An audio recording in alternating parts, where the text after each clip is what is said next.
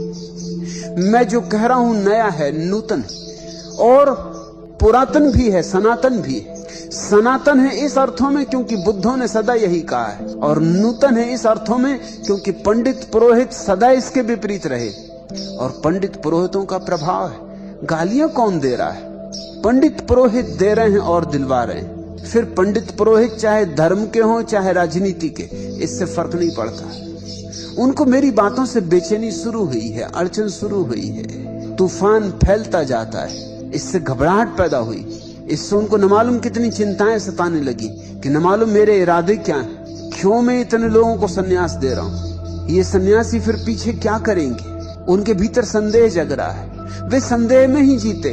उनके भीतर घबराहट भी पैदा हो रही है कि कहीं उनका धंधा, उनका व्यवसाय छीन ना लूं, तोड़ ना दूं, कहीं उनके द्वार दरवाजों पर लोग जाने बंद ना हो जाएं। निश्चित ही मेरा जो सन्यासी है वो फिर उनके द्वार दरवाजों पर नहीं जाता, और जाता भी है तो नए ढंग से जाता। या तो मेरे सन्यासी जाते नहीं, जाएंगे तो अब नई दृष्टि, नया भाव बोध उन्हें अड़चन में डालेगा, और मेरा सन्यासी जहां खड़ा हो जाएगा वहां वो अलग दिखाई पड़ेगा।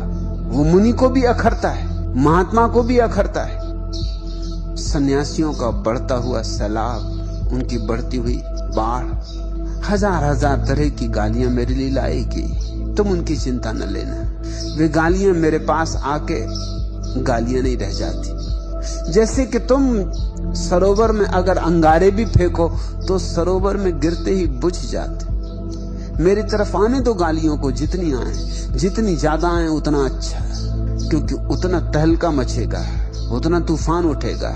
और मैं चाहता हूं कि इस देश में एक बड़ी भयंकर अराजकता उठे, क्योंकि उसी अराजकता में इस देश की सदियों की धूल झाड़ी जा सकती, जड़ताएं तोड़ी जा सकती। उसी अराजकता में इस देश का नया जन्म हो सकता है।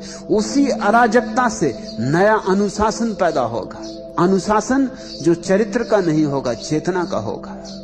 और लोगों को जब वे गालियां दें तो सहारा दो, उनसे कहो कि दिल खोल के गालियां दो। वो जैसा समझते हैं बेचारे वैसा करते हैं। उन पर नाराज मत होना, उनसे झगड़ा मत लेना, उनकी गालियों के उत्तर में तुम गालियां मत देने लग जाना।